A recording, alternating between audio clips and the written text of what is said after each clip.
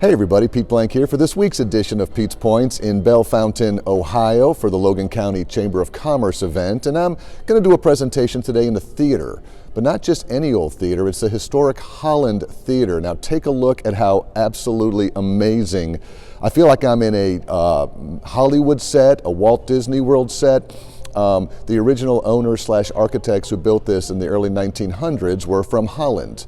So that explains why the inside of this beautiful building has windmills and architecture that looks like Holland. Now this theater almost went away. Like most downtown theaters in the late 1900s, 1980s, 1990s was going under. But somehow it was saved. Well, what in the world does this have to do with you as a leader? Well, I want to talk to you about who saved it. It was a bunch of school kids. A lot of school kids got together and did a class project called Save the Holland. Save the Holland. And they garnered the interest of people around the community who then had a buyer buy it, who then went through the rehab process, and they kept it.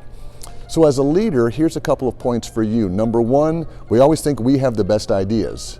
How many times do we look to our kids, our grandkids, the younger generation to make sure that we're listening to them on what they find to be important? This theater may not have been resurrected and resurvived if it wasn't for them.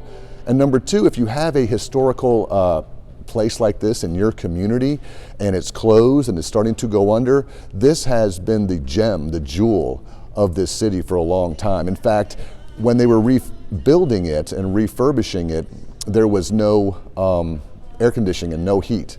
And people wanted to take care of it so much that they came to the presentations in parkas.